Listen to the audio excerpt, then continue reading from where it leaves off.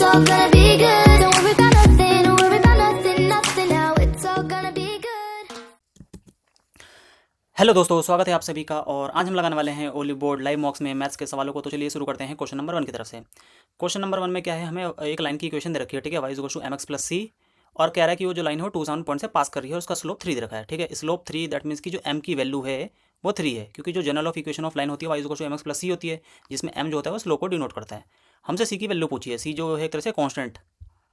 तो हम यहाँ पे अगर डाल देंगे 3 दैट मीन्स कि आ जाएगा हमारा Y equal to 3x plus C. अब 2 7 से पास हो रही है तो कुछ नहीं करना, आपको x की जगह 2 पुट करना, y की जगह 7, तो ये हो जाएगा 7 इज इक्वल टू 3 इंटू में 2 6 प्लस सी। और यहाँ से c की जो वैल्यू आएगी वो आपकी 1 आएगी, that is option number B. So एक तरह से ये नॉर्मल बेसिक क्वेश्चन था, कॉन्सेप्ट इसमें ऐसा कोई था नहीं, नॉर्मल फॉर्मुला बेस। ये रहा हमारा दूसरा क्वेश्चन, इवेल्युएट। ये सिंप्लीफिकेशन का नॉर्मल क्वेश्चन है और ये आप खुद करने से नहीं कराने वाला, क्योंकि इसमें ऐसा कोई डिफिकल्टी नहीं है, नॉर्मल प्लस माइनस ही है इसमें, ठीक है। बढ़ते अपने अगले क्वेश्चन की तरफ। Fund the compound interest which a person will get on rupees. अच्छा, 1500 रुपये पे वो उसे कितना कंपाउंड इंटरेस्ट एक तरह से मिलेगा अगर वो 12% पर एनम के हिसाब से उस पर कंपाउंड इंटरेस्ट उसे मिल रहा है, ठीक है, जो रेट है। और बट हाफ ईयरली का हमें कॉन्सेप्ट बोला है, ठीक है। देखो, हाफ ईयरली के बेसिस पे 12% आप बोलोगे 12 महीने में, तो एक साल में, ठीक है, हाफ ईयरली के कितने बनेंगे आप बोलोगे 6 महीने में लग रहा है, दैट इज 6 मंथ, ठीक है। 2 बार उसे 6 मंथ के लिए इन्वेस्टमेंट करनी पड़ेगी। तो 12% 12 महीने के लिए, तो 6 महीने के लिए 6%। इसका 2 साल के लिए नेट इफेक्टिव कितना आएगा आप बोलोगे 12.36%, ठीक है। ये तो निकालने आता ही होगा ना कि 6% के हिसाब से 2 बार आप जब इसका जो नेट इफेक्टिव निकलेगा कंपाउंड इंटरेस्ट पे जो परसेंटेज निकलेगी वो 12.36 निकलेगी। अब 15,000 का 12.36 देखो, मैं अगर रफली इसे देखूँ ऑप्शन के हिसाब से, क्योंकि ऑप्शन हमारे बहुत दूर दूर हैं, तो ये 15,000 हमें प्रिंसिपल दे रखा है। 15,000 पे अगर मैं 12% ही देखूँ तो ये 1800 के समथिंग आ जाएगा, ठीक। और प्लस हल्का फुल्का सा एक्स्ट्रा आएगा, तो 1800 प्लस ऑप्शन हमारा सिर्फ एक ही है, दैट इज ऑप्शन डी। क्योंकि बाकी ऑप्शन देखोगे तो बहुत ज़्यादा दूर दूर हैं, ठीक है। तो 1854 इज द राइट आंसर। बढ़ते हैं अपने अगले क्वेश्चन की तरफ। In the pie chart given below, हमें पाई चार्ट दे रखा है। काफ़ी दिनों बाद हमें पाई चार्ट का एक क्वेश्चन दिखा है नॉर्मली, क्योंकि अभी तक देखा मैंने इतने मॉक्स करा दिए एक में भी पाई चार्ट, मतलब पाई चार्ट्स के क्वेश्चन आए नहीं, बट ये पहला क्वेश्चन है लकीली। चलो कोई नहीं, करते हैं इसे। मंथली ब्रेकअप दे रखा है, ठीक है, एक्सपेंडिचर का, एक पर्सन के द्वारा अलग अलग एक तरह से आइटम्स के ऊपर, लाइक उसने शॉपिंग में कितना किया, रेंट, एंटरटेनमेंट, फूड। हमने क्वेश्चन में करा है the monthly saving of the person की जो सेविंग है 25% है टोटल मंथली सैलरी का, ठीक है। और इन्होंने हमें बोल भी रखा जो सैलरी है सेविंग प्लस एक्सपेंडिचर है, खैर होता भी है ये, ठीक। मैं कह रहा हूँ 25% बोल रहा है मंथली का सेविंग। 25% का मतलब क्या होता है आप बोलोगे किसी चीज़ का 1/4, तो लेट से मैं कह रहा हूँ सैलरी 4 यूनिट है और एक्स सेविंग अगर 1 यूनिट है, तो आप एक्सपेंडिचर कितना बोलोगे आप बोलोगे 3 यूनिट। ये जो 3 यूनिट बची हुई है वो एक्सपेंडिचर होगा, ठीक है, क्योंकि 25% सेव कर रहा है 4 में से एक, तो जो बचा हुआ एक्सपेंड किया होगा उसने। अब हमसे बोल रहा है कि he spends total of 45 on shopping, 4500 रुपये उसने, ठीक है। क्वेश्चन में देखो यहाँ 4500 रुपये उसने शॉपिंग में किया, तो हमसे उसकी एनुअल सैलरी पूछी है, एनुअल सैलरी। और ये मंथली एक्सपेंडिचर है, कहने का मतलब ये जो हमें दिया है ये मंथली दिया है और क्वेश्चन में हमें एनुअल पूछा है, तो कहीं ना कहीं 12 करना पड़ेगा जो भी हमारा आंसर आएगा, ठीक है। हम मंथली पे ऑपरेट करते हैं। हमसे क्वेश्चन में बोला है शॉपिंग वाला कंपोनेंट देखो, येलो वाला 72 डिग्री की वैल्यू 4500 दी है। अगर मुझे टोटल एक्सपेंडिचर निकालना हो, क्योंकि टोटल एक्सपेंडिचर ये हमें जो सर्कुलर पार्ट है पूरा, ये एक तरह से टोटल उसने एक्सपेंड किया है वो है। और टोटल कितना होता है आप बोलोगे 360 डिग्री होता है। ये 72 17.5, क्योंकि आउट ऑफ, क्योंकि सर्कुलर में क्या होता है 360 डिग्री होगा। तो अगर 360 डिग्री से करोगे क्या करना पड़ेगा आपको, 5 से मल्टीप्लाई करूँगा, डेट इज 4500 इंटू में 5। ये हमारा आ गया टोटल एक्सपेंडिचर, ठीक। अब टोटल एक्सपेंडिचर की कितने यूनिट है आप बोलोगे 3, तो हम टोटल इनकम निकालते हैं। टोटल इनकम कितनी है 4, दैट मीन्स कि मैं ये अगर यहाँ से इसे कंप्यूट करें तो 3 यूनिट की वैल्यू हमारी आ गई 4500 इंटू में 5। तो 4 यूनिट की वैल्यू क्या आएगी आप बोलोगे 4 यूनिट की जो वैल्यू आएगी 4500 इंटू में 5/3 इंटू में 4। ये आ गई हमारी टोटल इनकम, ठीक है, मंथली। अब हमें ईयरली बोला, ईयरली के लिए क्या करना पड़ेगा आप बोलोगे 12 से मल्टीप्लाई कर दो। ईयरली के लिए भैया आप 12 से मल्टीप्लाई करोगे तो 3 4 ज़ा 12। अब देखो यहाँ से 4 4 ज़ा 16 5 ज़ा 80, 4500 इंटू में 80, तो ये आ जाएगा 3.6000, 8 4 ज़ा 32 5, दैट इज 3.60, दैट इज 3.60 मतलब 3,60,000। So option B is the right answer. जो उसकी जो एनुअल एक तरह से सैलरी होगी उस पर्सन की वो हो जाएगी 3,60,000। ये भी एक तरह से नॉर्मल क्वेश्चन था, ऐसा चीज़ में कोई डिफिकल्टी थी नहीं। बढ़ते अपने अगले क्वेश्चन की तरफ। Quadrilateral P Q R S में दे रखा, ठीक है। पी आर एस और Q S R, P R S मतलब ये एंगल और ये एंगल, इन दोनों एंगल का सम हमें दे रखा है 232, और एंगल पी और एंगल क्यू का बाइसेक्टर मीट कर रहे हैं टी पे, दैट मीन्स कि बाइसेक्टर्स हैं, ठीक है। ये बाइसेक्टर्स हैं। हमसे बोला है पी टी क्यू। अच्छा, इस तो डायरेक्ट फॉर्मूला हो जाता है, जो एंगल पी टी क्यू होगा, ठीक है, ये जो एंगल होगा वो कितना होगा, हाफ ऑफ ये जो दे रखा है इस एंगल के,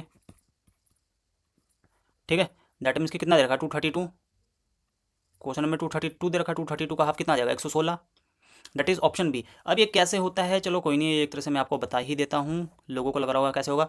मैं कह रहा हूँ लेट सपोज ये 1 है, ये 2 है, ठीक है, और ये बाइसेक्टर इक्वल होते हैं, जैसे जो बाइसेक्टर होता है वो एंगल को इक्वल पार्ट में डिवाइड करता है। तो लेट से मैं कहूँ अगर ये अल्फा है तो ये भी अल्फा होगा, और ये बीटा है तो ये भी बीटा होगा। अब देखो quadrilateral P Q R S में अगर हम नजर मारें तो आप बोलोगे पी क्यू आर एस, अगर क्वाड्रिलेटरल को मैं देखूँ तो मेरा जो alpha twice of alpha plus beta की वैल्यू क्या होगी, क्योंकि सभी एंगल का सम 360 होता है, तो इन दोनों एंगल का sum angle P plus Q ये बराबर हो जाएगा 360 माइनस एंगल आर प्लस एस, ठीक है। यहाँ से अल्फा प्लस बीटा की वैल्यू क्या आएगी, आप बोलोगे 180 minus R plus S by 2, ठीक है। अब एंगल पी टी क्यू देखो, ट्रायंगल पी टी क्यू में एंगल पी टी क्यू देखो, जो एंगल पी टी क्यू है वो आप बोलोगे 180 minus angle alpha plus beta होगा, ठीक है, क्योंकि ट्रायंगल का जो सम होता है तीनों एंगल का 180 डिग्री होगा, तो यहाँ से एंगल पी टी क्यू होगी। अब देखो अल्फा प्लस बीटा क्या है 180, अब जब आप यहाँ पुट करोगे इसे, देखो ये ना, इस चीज़ को जब आप यहाँ पुट करेंगे तो 180 तो 180 से कट जाएगा, और ये माइनस का आर प्लस एस बाय 2 यहाँ पे आके माइनस के साथ एक तरह से प्लस बन जाएगा, तो ये हो जाएगा आर प्लस एस बाय 2। सो जो एंगल पी टी क्यू होगा, ठीक है, ये एक तरह से डायरेक्ट थ्योरम भी होती है, कई सारे लोगों को इसका मतलब एक तरह से कंक्लूजन पता होगा, और ये चीज़ें डायरेक्ट याद करने वाली होती हैं। अगर कभी भी एंगल बाइसेक्टर दे रखा हो, उनके द्वारा जो एंगल बन रहा है, ठीक है, वो होता है हाफ ऑफ अदर दो जो हमारे वर्टिसेस होती हैं उनके बने हुए एंगल के, जैसे इस केस में आर और एस अदर वर्टिसेस हो गई, ठीक है, और इन बाकी जो बची हुई दो वर्टिसेस हैं उनसे हमारा एंगल बाइसेक्टर एक तरह से पॉइंट पे मिल रहा है, तो इसका जो एंगल होगा, ठीक है, वो बराबर होगा हाफ ऑफ अदर वर्टिसेस के एंगल के। सो ये भी एक तरह से अच्छा क्वेश्चन था। अच्छा क्या था, मतलब एक तरह से ये सब चीज़ें डायरेक्ट फॉर्मूला बेस होती हैं और याद करने वाली रहती हैं। खैर मैंने यहाँ पे आपको इसका एक तरह से बेसिक अप्रोच भी बता दिया, बेसिक इन द सेंस कि ये ड्राइव कहाँ से हुई थी चीज़ें। और बढ़ते हैं अपने अगले क्वेश्चन की तरफ। The ratio in the length of 2 cuboid, अच्छा 2 क्यूबॉइड दे रखी है हमें, और इनकी लेंथ का रेशियो दे रखा है A/B, और विड्थ का दे रखा है 2:1, ठीक है। तो मैं कह रहा हूँ लेट्स से ये A है, ये B है, 2 क्यूबॉइड, लेंथ का रेशियो कितना है, आप बोलोगे 5:6, और विड्थ का कितना है, आप बोलोगे 2:1, ओके। और वॉल्यूम का रेशियो दे रखा है, हाइट का नहीं दे रखा, ठीक है। मैं लेट सपोज नोट करो H1:H2, और वॉल्यूम आ रही है इनकी 11:, लेकिन देखो यहाँ पे ट्विस्ट क्या इन्होंने B/A कर दिया, ठीक है, तो आपको ध्यान देना पड़ेगा A/B आ जाएगा 15:11, ये 15:11 करना पड़ेगा। यहाँ से हम H1H2 का रेशियो निकालेंगे, कैसे निकालेंगे, नीचे को मल्टीप्लाई करेंगे, डेट इज 10H1 अपॉन में 6H2 इज इक्वल टू 15/11 आएगा, ठीक। यहाँ देखना 5 2 ज़ा 5 3 ज़ा, ये 2 कट करेगा इसे 3 टाइम्स में, तो यहाँ से जो H1 आएगा, H1 और H2 का रेशियो वो आ जाएगा आपका, कितना आया, एक सेकेंड, ये H2, अच्छा ओके 9, डेट इज 9:11, ठीक है। हमसे हाइट ऑफ क्यूबॉइड ए की दे रखी है 27, ये कितने यूनिट के बराबर है, आप बोलोगे 3 टाइम्स है, तो क्यूबॉइड बी की कितनी हो जाएगी, इंटू में 3 कर दो, that is 33। So option C is the right answer. इसमें कुछ नहीं करना था आपको, एक तरह से H1H2 का रेशियो निकालना था, और H1 की वैल्यू दे रखी है जो कि, तो उस रेशियो को कंपेयर करना था 27 से, वहाँ से एक जो हमारे पास एक मल्टीप्लाइंग फैक्टर मिलता है उसे हम दूसरे रेशियो में मल्टीप्लाई करते हैं, तो उससे हमें क्या है, दूसरे क्यूबॉइड की एक तरह से हाइट मिल जाती है, जो कि मैंने यहाँ पे आपको निकाल के दिखा दी। ये भी एक तरह से नॉर्मल क्वेश्चन है। बढ़ते हैं अपने अगले क्वेश्चन की तरफ। एक्स किसी काम को कर रहा है 16 डेज में, और वाई कर रहा है 24 डेज में, ठीक, और they work on alternate days starting with Y, alternate days पे करे, तो हमसे पूछा 50% ऑफ टोटल वर्क कितने दिन में कंप्लीट होगा, ठीक है, नॉर्मल क्वेश्चन है यार, कुछ नहीं है इस क्वेश्चन में।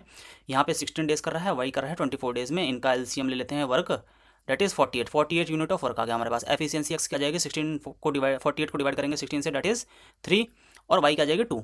अब हमसे बोल रखा है ऑल्टरनेटिवली हमें 50% काम कराना है, इसका 50% कितना होगा, आप बोलोगे 24, तो मुझे 24 काम कराना भैया, ठीक, वर्क। अब एक बात बताओ, पहले दिन किसने किया, वाई ने, तो वाई ने करेगा 2 यूनिट, अगले दिन एक्स आ गया, एक्स ने किया 3 यूनिट, तो ये टोटल एक तरह से 2 दिन में 2 डेज में 5 यूनिट काम कर रहे हैं। 5 यूनिट कर रहे हैं, मुझे 24 के आसपास ले जाना है, तो मैं मल्टीप्लाई 5 कर दूंगा, that is 5 4 20 unit of work ही हो जाएगा 8 डेज में, ठीक है। ये देखो ना, 2 दिन में इन्होंने किए 5, अब इंटू में 4 मल्टीप्लाई करूंगा तो 2 इंटू में 4 8 डेज में, क्योंकि साइकिल रिपीट होगी, 20 डेज इन्होंने काम कर लिया। अब अगले दिन दोबारा वाई आएगा, 22 काम करेगा 9th डे में, ठीक है। अब जो अगला काम बचा, कितना बोलोगे आप, 2 यूनिट बचा, 2 यूनिट जो काम में है वो एक्स करेगा कितने दिन में, 2/3 में, क्योंकि वो एक दिन में कर रहा है 3 यूनिट काम, ठीक है। अब उसे 2 यूनिट काम करना है तो 2/3 डेज लेगा, 9 दिन लग चुके हैं और 2/3, तो ये जो आपका टोटल आएगा वो आएगा 9 + 2/3, that is 29/3। So option B is the right answer, ठीक है। ये भी एक तरह से नॉर्मल क्वेश्चन था, इस क्वेश्चन में ऐसा कोई जान थी नहीं, और ये एसएससी में कई बार आ रखे हैं इस टाइप के क्वेश्चन। तो बढ़ते हैं अपने अगले क्वेश्चन की तरफ। हमसे बोला था द रेशियो इन विच मूंग दाल, अच्छा 41 रुपये पर केजी के मूंग दाल को 52 रुपये पर केजी के मूंग दाल के किस रेशियो में हम मिक्स करें कि उस मिक्सचर को जब हम सेल करें 56.25 रुपीज़ पर केजी में तो हमें 25% का प्रॉफिट हो। तो देखो यहाँ से हम सीपी निकालते हैं, ठीक है, मिक्सचर का सीपी निकालते हैं। आप बोलोगे 25% प्रॉफिट हो रहा है, डेट मीन्स की कोई चीज़ 4 से 5 हो गई। 5 की वैल्यू हमें रखे 56.25, एक की वैल्यू कितनी आएगी, आप बोलोगे एक की वैल्यू आ जाएगी 1 हाँ 1 ही आ गया ना, 1.25। तो 4 की वैल्यू कितनी आएगी, 4 की वैल्यू आ जाएगी आपकी 44 और 0.5, डेट इज़ 45। सो 45 रुपीज़ हमारी सीपी आ गई मिक्सचर की। अब कुछ नहीं करना, आपको एलिगेशन का कॉन्सेप्ट लगा देना है। हमें मूंग दाल बोला 41 रुपये है, मसूर दाल 52 रुपये है, और इनके मिक्सचर को हम बेच रहे हैं 45 रुपीज़ में, ठीक है। मिक्सचर का एक तरह से सीपी जो आ गया, खैर बेच तो हम 25% प्रॉफिट पे रहे हैं जिसकी वैल्यू 56.25 आ रही है, बट हमने मिक्सचर का सीपी निकाला क्योंकि हमें उस पर एलिगेशन लगाना था। तो यहाँ से देखोगे आप 4 आ गया और ये आ गया 7। सो 7:4 में हम क्या करेंगे, उन दोनों जो दाल हैं उन्हें मिक्स करेंगे। So option B is the right answer, ठीक है। ये एलिगेशन के कॉन्सेप्ट पे था क्वेश्चन। और बढ़ते अपने अगले क्वेश्चन की तरफ। एक कंपनी है, ठीक है, वो मैन्युफैक्चर कर रही है 2 तरीके के हेडफोन्स को। कैसे हेडफोन है, एक वायर है, एक नॉन वायरलेस। ओके ओके, एक में वायर लगी है, एक में वायर नहीं लगी। Total number of headphone manufacture by the company, अच्छा मई में 2800 मैन्युफैक्चर किया, जिसमें से 35% में वायर है और रेस्ट में वायर नहीं है, और 80% of the wire headphone and 90% of wireless headphone work कर रहे हैं। तो हमसे परसेंटेज पूछा है जो वर्क नहीं कर रहे। देखो ऐसे क्वेश्चन में हमसे क्या पूछा है, परसेंटेज पूछा है। तो परसेंटेज एक तरह से कोई रफ वैल्यू नहीं होती, कहने का मतलब सॉरी एग्जैक्ट कोई वैल्यू नहीं होती, कोई नंबर डिनोट नहीं करता, बस वो बताता है कि कोई चीज़ किस मतलब एक तरह से प्रोपोर्शन में है, या उसका परसेंटेज क्या है, मतलब उसका क्या नंबर हो सकता है। एग्जैक्ट एक तरह से नंबर डिनोट नहीं करता कभी भी परसेंटेज। तो यहाँ पे हम क्या करेंगे, हम कुछ भी ले सकते हैं, इस 2800 से कोई फर्क नहीं पड़ता। आप 100 ले लो, ठीक, कन्वीनियंट के लिए हम 100 ले लेते हैं कि टोटल उसने 100 बनाए हेडफोन्स, उसमें से 35% वायर है, मैं कह रहा हूँ 35 वायर है, इसे डब्लू से डिनोट कर देते हैं हम, और बचा हुआ डेट इज 65 वो नॉन वायर है, डब्लू डैश। अब हमसे क्वेश्चन में बोला 80% of wire headphones and 90% of wire headphone are working, wireless headphones are working. तो नॉन वर्किंग का पूछा। अच्छा एक बात बताओ, 80% अगर वर्क कर रहे हैं तो कितने वर्क नहीं कर रहे हैं, 20% किसका, वायर का। तो 35 जो हमने लिया है इसका 20% कितना होगा, 1/5। तो ये नॉट वर्किंग वाले हैं, क्रॉस मार रहा हूँ मैं समझने के लिए, चीज़ें आपको भी एग्जाम में ऐसे ही करनी पड़ेंगी, ठीक है। यहाँ पे 90% वायरलेस वर्क कर रहे हैं तो 10% नहीं वर्क करेंगे। 10% का मतलब क्या है, आप बोलोगे 1/10 जो नहीं वर्क कर रहे हैं। तो यहाँ से आ जाएगा 7 और ये आ जाएगा 6.5, इन दोनों को प्लस कर दो 13.5। अब देखो, अब आपको कुछ नहीं करना, 13.5% इज द राइट आंसर, क्योंकि हमने इनिशियली 100 ले रखा था। अब किसी भी चीज़ को हम 100 पे ही कंप्यूट करते हैं तो उसकी एक तरह से परसेंटेज वैल्यू आ जाती है। सो दैट्स वाई यहाँ पे 100 लेने का बेनिफिट होता है, ठीक है। और अगर आप 2800 पे भी इसे अगर स्टेप बाय स्टेप करेंगे तो भी आपका आंसर यही आएगा 13.5। और खैर वो आप करके देख लेना अगर आप करना चाहें तो। बट ऐसे क्वेश्चन में कभी भी अगर परसेंटेज पूछा जाए तो आप अपने हिसाब से कोई भी वैल्यू 100 एक तरह से मोस्ट कन्वीनियंट वैल्यू होती है, ठीक है, क्योंकि उस पर क्या है, आप इजीली देखना आपके आंसर्स आसानी से आ जाते हैं। और ये एक तरह से मतलब नॉर्मल तो नहीं बोलूँगा, फिर भी कहीं ना कहीं एक तरह से अच्छा क्वेश्चन था, खैर, क्योंकि ऐसे क्वेश्चनों में सिली मिस्टेक होने के चांसेस होते हैं और थोड़े ये कन्फ्यूजिंग से हो जाते हैं, लाइक क्योंकि इसमें डबल डबल चीज़ें दे रखी होती है ना। सो दैट्स वाई बढ़ते हैं अपने अगले क्वेश्चन की तरफ। मीडियन हमसे पूछा है इन डेटा का, कितने टर्म्स हैं, 1 2 3 4 5 6 7 8 8 हैं। तो दैट मीन्स कि 4th और 5th टर्म का एवरेज जो होगा वो हमारा मीडियन होगा। अब देखो स्मॉलेस्ट टर्म से हम चलते हैं, ठीक है। सबसे स्मॉलेस्ट है 9, फिर 10 है ना, हाँ 10 है, और 12, और 3 हाईएस्ट टर्म हम हटा देते हैं। 3 हाईएस्ट कितनी होगी, 25 23 21, बचा कितना 16 17। 16 और 17 का एवरेज, दैट इज ये टर्म बची, ये 4th टर्म ये है 16, 5th टर्म है 17, तो इनका एवरेज आ जाएगा 16.5, that is option A. So option A क्या होगा हमारा, एक तरह से मीडियन होगा, ठीक है। बढ़ते हैं अपने अगले क्वेश्चन की तरफ, और ये हमारा अगला question, on a certain item profit 150% है। 150% का मतलब क्या है, प्रॉफिट, दैट मीन्स की कोई चीज़ 2 थी, सीपी 2 रुपये की थी, उसे हमने 5 में बेची। हमसे बोला कॉस्ट प्राइस इंक्रीज कर रहा है 25% से, 2 का 25% दैट इज 0.5, तो ये जाएगा 2.5। अब हमारे पास जो न्यू सीपी है वो 2.5 है। हमसे बोला न्यू प्रॉफिट, अच्छा what will be the new profit margin in percentage, 2.5 की चीज़ 5 हो गई, कितना परसेंटेज है प्रॉफिट, आप बोलोगे 100। So option C is the right answer, ठीक है। ये भी नॉर्मल क्वेश्चन था बच्चों वाला, ऐसा कोई डिफिकल्टी नहीं थी। अच्छा इस क्वेश्चन में आते हैं 6√112, 112 क्या होता है, आप बोलोगे 16 इंटू में 7 होता है, 343 7 का क्यूब होता है। तो ऊपर वाली टर्म क्या बन जाएगी, देखो ये रूट 16 इंटू में 7 है, ठीक, तो 16 बाहर आएगा 4 बनेगा, दैट इज 6 4 24 रूट 7, और माइनस ये रूट 343 होता है 7 का क्यूब, दैट इज 7 रूट 7 आ जाएगा, डिवाइडेड बाय 63 होगा 3 रूट 7, और 28 हो जाएगा 2 रूट 7, ठीक। अरे यार ये सॉरी, ये अंदर यहाँ रूट 7 है, ऊपर हमारा न्यूमरेटर में बचेगा 17 रूट 7 और नीचे बचेगा रूट 7, रूट 7 से रूट 7 कट हुआ और आंसर जो आ गया हमारा 17। अब देखते हैं ऑप्शन में क्या दे नेचुरल नंबर, ठीक है 17 तो नेचुरल नंबर है, सो ऑप्शन ये हो जाएगा। इरेशनल नंबर है नहीं, और डेसिमल है नहीं, और नेगेटिव इंटीजर है नहीं, सो दैट्स वाई ऑप्शन है। ये भी एक तरह से बच्चों वाला क्वेश्चन था, नॉर्मली था, ठीक है। बढ़ते हैं अपने अगले क्वेश्चन की तरफ। वैल्यू ऑफ एक्स पूछे, यार क्या फालतू के क्वेश्चन आ रखे हैं इस बार, ऐसे क्वेश्चन आने की खैर संभावना है नहीं, क्योंकि ये बहुत ही बेसिक क्वेश्चन है यार। 7140 8670 अपन में 17 17 5 जा 17 मन जा, ये यहाँ पे चला गया। अगर आप यहाँ पे देखें तो कहीं ना कहीं ये देखो डायरेक्ट पता चला यार, 51 है यहाँ 714 है, कहीं ना कहीं 14 टाइम्स में जा रहा है। रीजन बिंग दैट 1 को हम किस नंबर से मल्टीप्लाई करें, 4 आएगा, दैट इज़ 4 ही आएगा लास्ट में, दैट इज़ 14, कहीं ना कहीं यूनिट डिजिट 4 होगी उसकी, एक ही ऑप्शन है, ठीक है। नहीं तो आप अगर नॉर्मली से करना चाहो तो वैसे भी देख लो, 510 हो जाएगा और 510, हाँ 10 टाइम्स हो गया 510, और ये बचेगा फिर 204, 51 इंटू में 4 204। सो ये भी नॉर्मल क्वेश्चन था। बढ़ते हैं अपने अगले क्वेश्चन की तरफ। चूज़ है इनकरेक्ट स्टेटमेंट, हमसे बोली है इनकरेक्ट स्टेटमेंट को आपको एक तरह से चूज़ करना है, ठीक है। एलसीएम और एचसीएफ दे रखे हैं दो पॉजिटिव नंबर्स के, और हमसे पूछा है कौन सा इनकरेक्ट होगा। तो देखो हमें इतना मालूम है जो एलसीएम होता है ना, एलसीएम में भी कहीं ना कहीं एचसीएफ छुपा होता है, ठीक है। तो हमें वो टर्म देख लेनी है जिसमें क्या है एलसीएम के अंदर एचसीएफ ना आए। तो आप बोलोगे जट यहाँ पे 7 है और 210 में 7 है मल्टीपल, 180 में 10 है, 240 में 12 है, बट 160 में 15 नहीं है। सो ऑप्शन ए हमारा इनकरेक्ट स्टेटमेंट हो जाएगा, जो कि यहाँ पे राइट आंसर होगा एक तरह से, क्योंकि हमें मालूम है, लेट से मैं कह रहा हूँ कि 2 नंबर है मेरे पास, ठीक, नंबर 1 और नंबर 2, इनका जो हाईएस्ट कॉमन फैक्टर है आप बोलोगे एचसीएफ, उसे मैं डिनोट कर रहा हूँ ऐसे। तो जो नंबर होंगे वो क्या होंगे, वो होंगे एच इंटू में ए, एच इंटू में बी, ए और बी कोई भी एक तरह से कांस्टेंट है, ठीक है, जो मल्टीप्लाई होकर एक तरह से अलग अलग नंबर बनेंगे। तो इस केस में यहाँ पे एलसीएम क्या बनेगा, इन दोनों नंबर का एलसीएम क्या बनेगा, आप बोलोगे हाईएस्ट एलसीएम क्या होता है, लीस्ट कॉमन मल्टीपल। तो यहाँ एच ए और एच बी का क्या आ जाएगा, एच आएगा इंटू में ए आएगा इंटू में बी आएगा। तो देखो जो एलसीएम है कहीं ना कहीं उसमें भी एचसीएफ का एक तरह से फैक्टर होता है, हमने एचसीएफ एच माना था इन दोनों नंबरों का, तो एलसीएम में भी कहीं ना कहीं ये कॉन्सेप्ट याद कर लो कि एलसीएम में भी एचसीएफ कहीं ना कहीं एक तरह से मल्टीपल के तौर पे होता है। तो ऑप्शन हमारा वही हमें चूज़ कर देखना था कि जिसमें एक तरह से मल्टीपल ना हो, और ये एक तरह से नॉर्मल क्वेश्चन था। बढ़ते हैं अपने अगले क्वेश्चन की तरफ।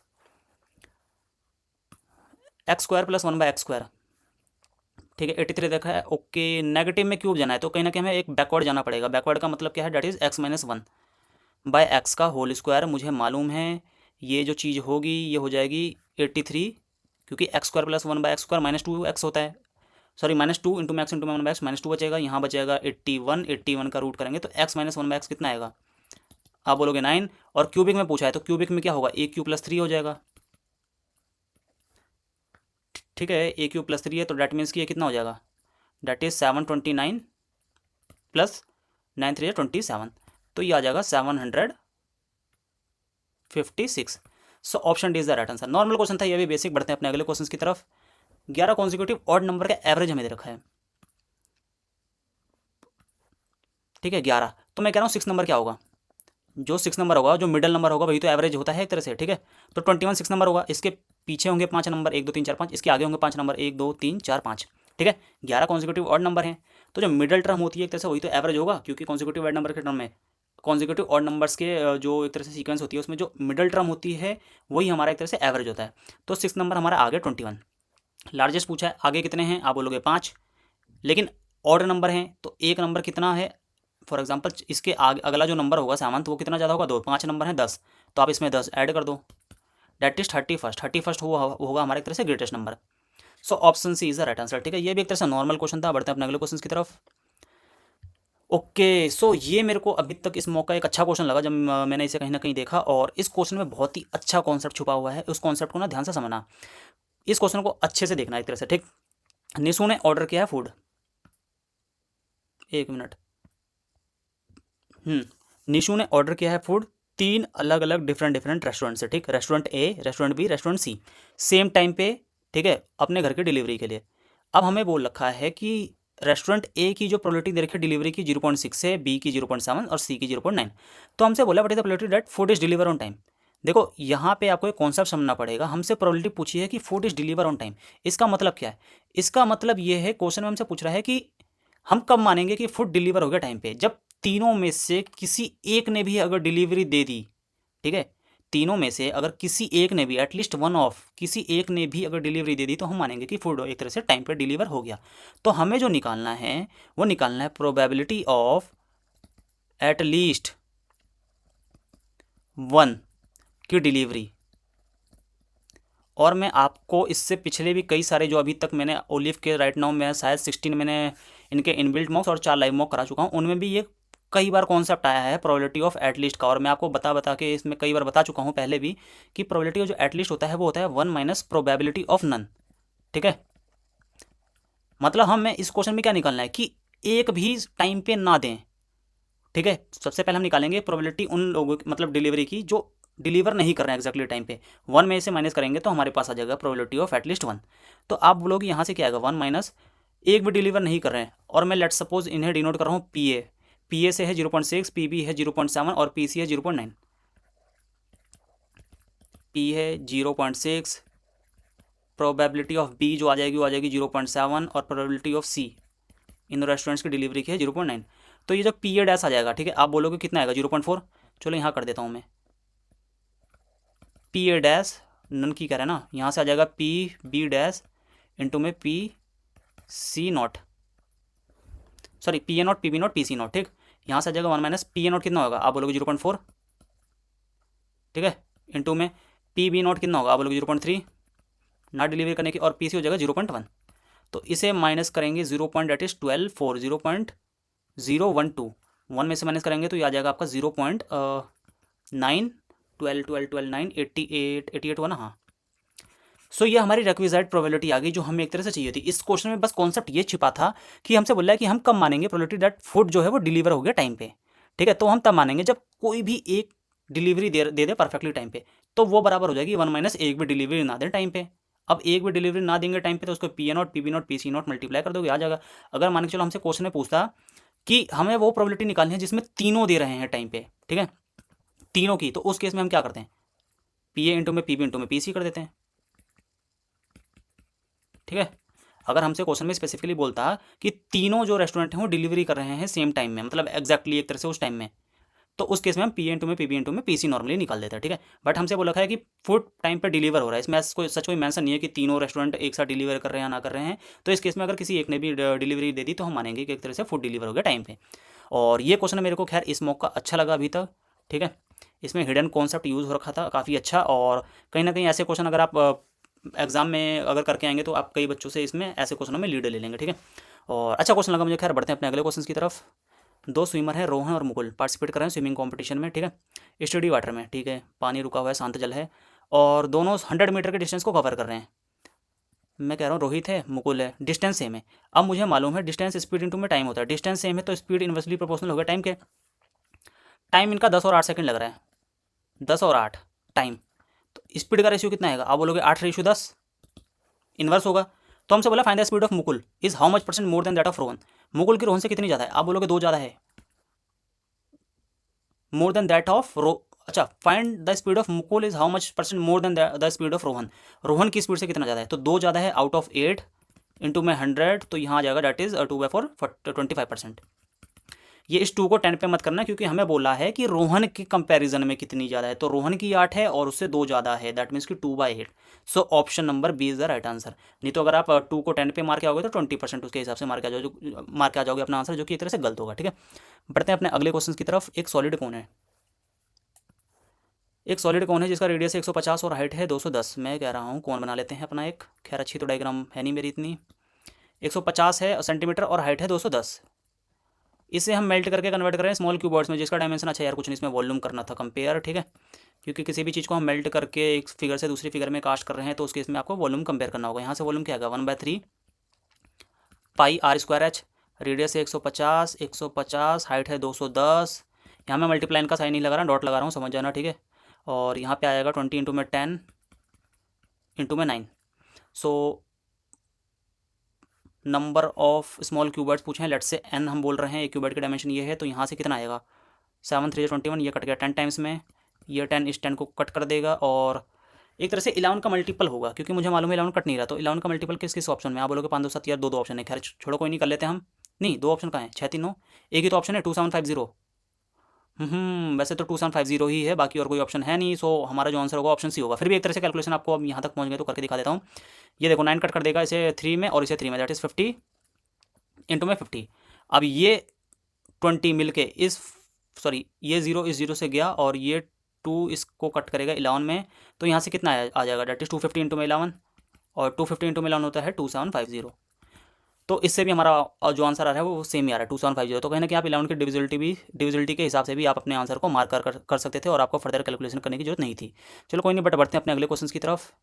एक सीप है, ठीक है, वो डाउनवर्ड में जा रहा है 19 घंटे में 152 किलोमीटर।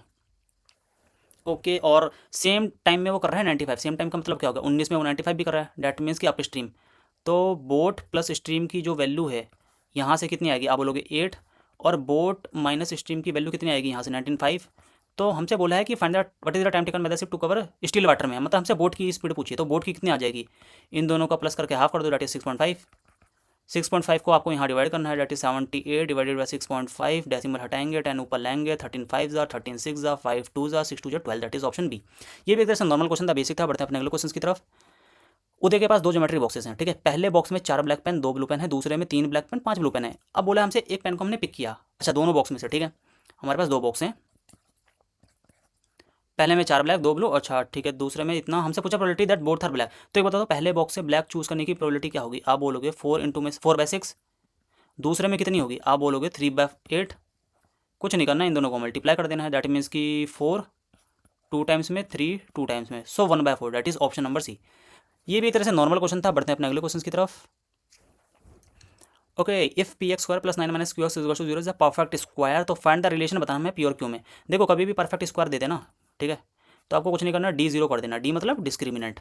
फॉर एग्जाम्पल अगर कोई क्वाड्रेटिक इक्वेशन है A X square plus B X plus C is to 0, तो उसके इसमें जो डिस्क्रिमिनेंट होता है वो गिवन होता है B square minus 4ac। B होता है कॉफिशिएंट ऑफ एक्स, ए होता है कॉफिशिएंट ऑफ एक्स स्क्वायर, और सी हमारा कांस्टेंट टर्म होता है। अब देखो यहाँ परफेक्ट स्क्वायर दे रखा है, तो इसका डिस्क्रिमिनेंट आप 0 कर दो, तो आप बोलोगे यहाँ से ध्यान से देखना, बी होता है coefficient of x, that is minus Q का होल स्क्वायर बराबर 4ac। 4 क्या है आपका? दैट इज 4 इंटू में p इंटू में 9, ठीक है। यहाँ से आ जाएगा दैट इज 36p, तो क्यू स्क्वायर जो है वो 36p आ जाएगा। Q square is to 36p, that is option number B. Q square 36p है ना? हाँ। नहीं तो अगर देखो, अगर आप ये चीज़ मान के चलो ना मालूम हो, ठीक है, तो आप क्या कर सकते हो, इसे ना स्क्वायर की फॉर्म में एक तरह से लेके जा सकते हो। ये जो आइडेंटिटी देखिए, इसे स्क्वायर के फॉर्म में देखो हम कैसे लेके जाएंगे। मैं कह रहा हूँ मुझे जो मालूम है, ठीक है, वो क्या होता है, ए स्क्वायर प्लस 2ab प्लस माइनस यहाँ कर लो बी स्क्वायर इज टू 0। ये एक तरह से जनरल आइडेंटिटी होती है, ठीक है, परफेक्ट स्क्वायर नंबर्स की, A square plus minus 2ab plus B square. तो मुझे इसी फॉर्म में से कन्वर्ट कर देना। अगर मैं इसे यहाँ पे लेके आऊँ तो आप बोलोगे इसे ऐसे लिख सकता हूँ, रूट पी एक्स का होल स्क्वायर, और 9 बन जाएगा मेरा 3 का स्क्वायर।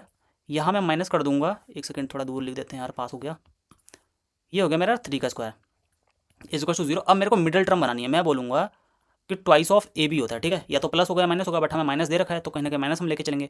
तो ये बन जाएगा रूट पी एक्स, और बी बचा कितना, फर्दर 3 वाला, ये भी आएगा बी, क्योंकि ए वाली टर्म हमारी ये हो गई। यहाँ देखो ना, ये जो ए स्क्वायर लिया हमने, ये रूट पी एक्स ए हो गया, और बी हो गया 3, तो 2ab होगा अंदर, तो 2 इंटू में ए हो गया हमारा रूट पी एक्स, बी हो गया 3। तो यहाँ से क्या बनेगा, आप बोलोगे, अच्छा हाँ देखो, ये हमारी ये इक्वेशन हो गई। यहाँ पे क्या है, माइनस क्यू एक्स, यहाँ पे क्या है, -2, तो ये एक तरह से क्यू के बराबर हो जाएगा। कितना आएगा, -6 root P is to Q, square करेंगे तो क्यू का स्क्वायर कितना होगा, आप बोलोगे 36p। So option number B. इस तरीके से भी यार, अगर आप ऐसे अगर बना सकते थे आइडेंटिटी, तो कहीं ना कहीं आपको बस कंपेयर करनी थी उस क्यू के, सॉरी एक्स के कोफिशिएंट जो कि माइनस क्यू था, वहाँ से एक तरह से कंपेयर करना था। यहाँ -6 नहीं होगा, सॉरी भाई, ये एक्चुअली माइनस क्यू था, क्योंकि कोफिशिएंट ऑफ एक्स को अगर हम कंपेयर करें दोनों तरफ से, तो -6 रूट पी बराबर माइनस क्यू हो जाएगा, तो यहाँ से कहीं ना कहीं खैर आंसर तो वही आएगा, और क्यू इज टू 36p हो जाएगा, ठीक है। अच्छा क्वेश्चन था ये भी, खैर मुझे अच्छा लगा। और बढ़ते अपने अगले क्वेश्चन की तरफ। एंगल दे रखे हैं ट्रायंगल के 5 6 7 अलग अलग, तो हमसे पूछा ट्रायंगल क्या होगा। तो देखो पहली बात तो इक्विलेटरल होगा नहीं, क्योंकि इक्विलेटरल के क्या होते हैं, सभी एंगल्स इक्वल होते हैं, ठीक है, और इनका रेशियो अलग अलग दे रखा है, तो दैट्स वाई इक्विलेटरल कट कर दो। और आइसोसेलेस भी नहीं होंगे। रीजन बिंग दैट आइसोसेलेस में क्या होता है, दो साइड इक्वल होती है तो दो एंगल भी इक्वल होते हैं। अब सभी एंगल अलग अलग हैं, दैट्स वाई आइसोसेलेस भी नहीं होगा। ऑब्ट्यूज ग्रेटर देन 90 होता है, एक्यूट लेस देन 90 होता है। तो 5 6 7 है, ठीक। मैं कह रहा हूँ अगर 180 डिग्री दैट इज 18 रेशियो की जो वैल्यू है 180 डिग्री आ गई, एक की वैल्यू आ गई 10 डिग्री, तो यहाँ से जो एंगल आ रहा है वो आ रहा है 50 60 70। एक भी एंगल 90 से बड़ा नहीं है, दैट्स वाई ऑब्ट्यूज भी हटेगा, that is acute angle. Acute angle होता है सभी एंगल लेस देन 90 है, ठीक है। अच्छा ये भी नॉर्मल क्वेश्चन था, बढ़ते हैं अपने अगले क्वेश्चन की तरफ। Which of the following is correct पूछ रहा है, ठीक है। तो sine square 2 theta plus cos square 2 theta, ये 1 होगा, तो ये तो इनकरेक्ट हो गया। 1 plus cot square theta cosecant square theta, इसकी आइडेंटिटी क्या बनेगी, 1 प्लस कॉट स्क्वायर थीटा। मैं कह रहा हूँ इसकी जो आइडेंटिटी बनेगी कॉस, नहीं यार ये भी तो बनेगा नहीं ना, cosecant square theta plus cot square theta 1 होता ही नहीं है, क्योंकि ये 1 हो जाएगा, तो ये भी एक तरह से हट ही गया बी। अब सी में आते हैं हम, तो 3 साइन 30 30/1/2 होता है ना। अगर मैं इसे लेके आऊँ 3/2 हो गया, ये आ गया -4 साइन 30 का क्यूब, तो 1/2 का क्यूब दैट इज 1/8, तो ये 1/2 हो गया। अब 3/2 minus 1/2 that is 1/2 2 1 that is option C. So option C is the right answer. और ऐसे क्वेश्चन अच्छे लगते हैं जिसमें कहीं ना कहीं आपको हर ऑप्शन को एक तरह से डाल के चेक करना पड़े, एक तरह से आपका टाइम कंज्यूम होता है, तो ये मेरे को ऑप्शन मतलब अच्छा सवाल लगा, ठीक है। बढ़ते हैं अपने अगले क्वेश्चन की तरफ। ये रहा हमारा अगला क्वेश्चन। यार ये तो नॉर्मल बेसिक क्वेश्चन है यार, क्या दे दिया ये। इसका प्रोडक्ट हमें दे रखा है, अब हमसे बोला 9.92 इंटू में 0.456, कुछ नहीं करना आपको, देखो यहाँ एक भी डेसिमल नहीं थी, ठीक है। इसका एक रिजल्ट दिया है, यहाँ कितने डेसिमल है, 2 यहाँ है 3 यहाँ, टोटल 5 डेसिमल, तो जो हमारा रिजल्ट है उसे 5 डेसिमल शिफ्ट कर दो, तो कितना होगा, टोटल 6 डिजिट है, 5 डेसिमल शिफ्ट करोगे दैट इज 4 पॉइंट समथिंग से स्टार्ट होगा, 4.52352 4.52352 दैट इज ऑप्शन नंबर सी।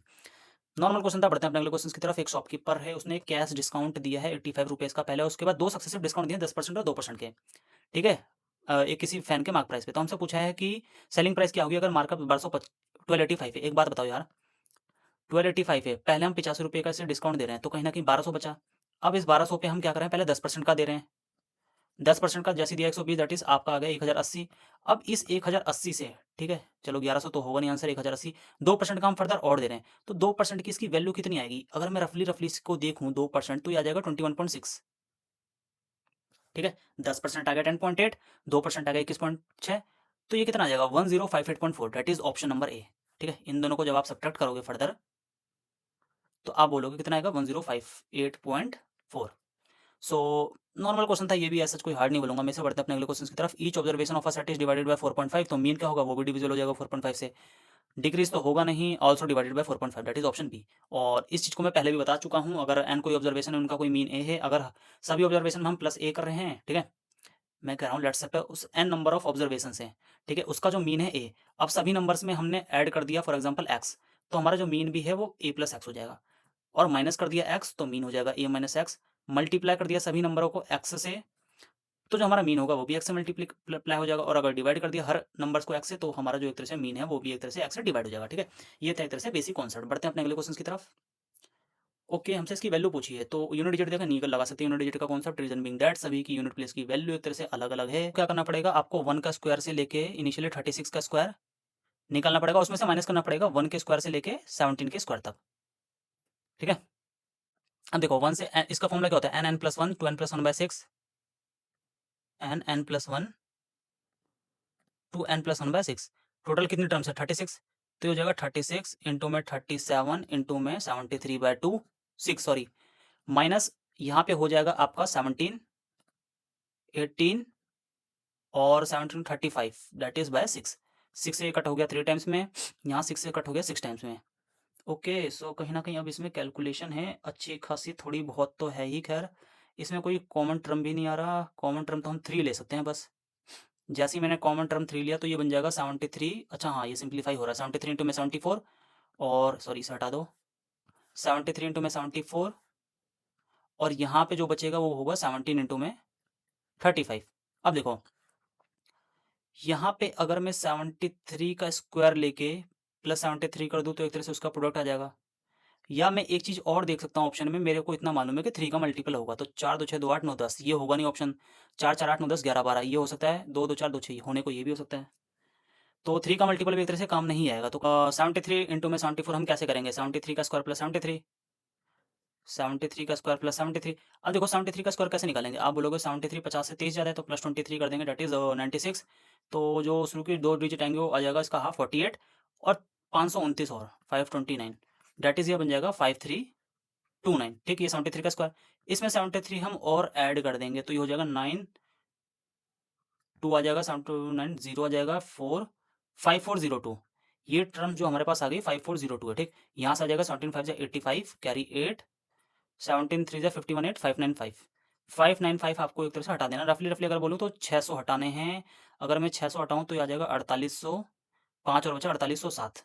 4807 को मैं 3 से फर्दर मल्टीप्लाई करूँगा, 7 या 21, और ये हो जाएगा 324 to 14421, that is option B. So option B is the right answer. ये एक तरह से अच्छा क्वेश्चन था, खैर कहीं ना कहीं इसमें थोड़ी बहुत बस कैलकुलेशन थी, और ऐसा क्वेश्चन में कोई डिफिकल्टी नहीं थी। बस ये था कि पहला कॉन्सेप्ट ये था कि आपको 1 के स्क्वायर से 36 का स्क्वायर प्लस करके माइनस करना था 1 के स्क्वायर से 17 के स्क्वायर तक का, ठीक है। और सम ऑफ फर्स्ट मतलब एक तरह से स्क्वायर का जो कॉन्जिक्यूटिव नंबर्स का एक तरह से जो सम होता है वो होता है n + 1 2n + 1/6। नॉर्मल क्वेश्चन था ये भी। बढ़ते हैं अपने अगले क्वेश्चन की तरफ। From the top of a building, angle of depression जो है, कोई बिल्डिंग है, ठीक है, लेट्स से ये बिल्डिंग है हमारी। Angle of depression of the top and bottom of a tower, ये टावर है हमारा, टी डिनोट कर रहा हूँ टी से। टॉप और बॉटम, टॉप से दे रखा है हमें कितना, दे रखा है 30, ये जो एंगल है ये दे रखा है 30, और बॉटम, बॉटम पे ये वाला है, फिगर देख लेना यार, थोड़ा एडजस्ट कर लेना, ये हमें 45 डिग्री दे रखा है, ठीक है। हमसे बोला हाइट ऑफ बिल्डिंग जो है वाई, दैट मीन्स कि ये जो है ये वाई दे रखा है, और टावर की जो हाइट है एक्स दे रखा है, दैट इज एक्स, ठीक। अब देखो हमसे बोला है एक्स रेशियो वाई की वैल्यू निकालनी है, कुछ नहीं करना, भूल जाओ, थोड़ा सड़ जाओ। 30 दे रखा है, 30 का मतलब क्या है, अगर ये 1 यूनिट होगी, लेट सपोज मैं डिनोट कर देता हूँ, एक second, A B C D E. मैं कह रहा हूँ अगर ए बी 1 यूनिट है, आप बोलोगे बी ई कितनी होगी, √3 यूनिट, क्योंकि 10 30 होता है 1/√3। अब जो जितना बी है उतना सी डी भी होगा √3। अब 45 है तो कहीं ना कहीं ए सी जो है ये पूरी लेंथ ये भी √3 यूनिट होगी। हमसे पूछा था क्वेश्चन में एक्स रेशियो वाई की, एक्स की वैल्यू कितनी आएगी, आप बोलोगे √3 में से 1 माइनस करूंगा, दैट इज √3 - 1, ठीक है। यहाँ लिख देते हैं हम √3 - 1, और वाई वाई कितना है, आप बोलोगे √3, रेशियो √3 को ऑप्शन में दिख रहा है कोई, 1 - √3 3, 2 - √3 3, 3 माइनस, हाँ देखो, अब कुछ नहीं करना, रेशियो हमें निकालना था तो फर्दर इसे रेशनलाइज करेंगे इस वाले रेशियो को, तो दोनों तरफ √3 मल्टीप्लाई करेंगे तो ये बन जाएगा 3 - √3 ratio 3, that is option C हमारा राइट आंसर हो जाएगा। क्योंकि रेशनल फॉर एग्जांपल अगर 2 रेशियो रखे हैं, उस रेशियो में अगर हम किसी भी नंबर से मल्टीप्लाई और डिवाइड करें तो रेशियो सेम ही होता है। ध्यान से सुनना, अगर हमें 2 रेशियो दे रखे हैं, किस उसमें उन दोनों रेशियो में अगर हम किसी भी नंबर का मल्टीप्लिकेशन करते हैं या डिवीजन करते हैं तो ratio still remains the same. लेकिन प्लस और माइनस के केस में ऐसा नहीं होगा। अगर 2 नंबर का रेशियो दे रखा है, अगर हम उसमें कोई भी नंबर ऐड करते हैं तो उनका रेशियो जरूरी नहीं सेम होगा, ठीक है, या सब्ट्रैक्ट करते हैं तो भी उस केस में भी। बढ़ते हैं अपने अगले क्वेश्चन की तरफ। In the figure given below, PO दे रखा है हमें 19, एक सेकेंड, ये हमें दे रखा है 19, ओ क्यू दे रखा है 16, आर ओ दे रखा है 38। हमसे ओएस पूछा है यार, कुछ नहीं, ओएस क्या होगा, आप बोलोगे अगर कोई कोड इंटरसेक्ट हो रहा है तो उनका जो प्रोडक्ट होता है वो बराबर होता है दोनों के, that is P O into में पी क्यू, जो बराबर होगा आर ओ इंटू में ओ एस। पी ओ दे रखा है 19, पी क्यू दे, oh sorry, P O into में ओ क्यू करना था, sorry guys, P O into में ओ क्यू बराबर हो गया ये, ठीक है, और आर ओ इंटू में ओ एस, तो यहाँ से आ जाएगा 19 इंटू में 16 इज इक्वल टू 38 इंटू में ओ एस। ओ यस, पहले यार बचपन में एक वो आता था खाने वाला ओ यस। यहाँ से हो जाएगा 19 टू द 38, 2 से गया 8 टाइम्स में, ओ एस की जो वैल्यू है दैट इज 8। सो ये भी नॉर्मल क्वेश्चन था। खैर यार इस बार के ओलिव के मॉक्स में ऐसा कोई मजा नहीं आया, एक तरह से इन्होंने नॉर्मल ही क्वेश्चन पूछे हैं, कोई बहुत ज़्यादा टफ नहीं पूछे, और सच कहूँ तो ये मेरे को एक तरह से प्री के लेवल के क्वेश्चन लगे, ठीक है। बट फिर भी कहीं ना कहीं एक बार इसे आप ऊपर ऊपर से देख के जाना। बट एक ही 2 क्वेश्चन अच्छे लगे मेरे को, एक प्रोबेबिलिटी का और एक ये वाला भी क्वेश्चन, खैर बट कहीं ना कहीं ये भी क्वेश्चन हो जाता, मैक्सिमम लोगों को पता ही था, बस मेरे को प्रोबेबिलिटी का इसमें अच्छा क्वेश्चन लगा, बाकी जितने भी क्वेश्चन थे नॉर्मली था। और आई होप सो कि आपकी प्रिपरेशन बहुत अच्छी चल रही होगी। सीजीएल मेंस का जैसे कि डेट अनाउंस हो चुकी है, 2025 का जो मेंस है वो 19 ऑफ जैन को आपका एग्जाम है, और बेस्ट ऑफ लक उस चीज़ के लिए, और 18 तारीख को कहीं ना कहीं आपका स्किल टेस्ट है। सो बस यही है इस वीडियो में, इतना ही।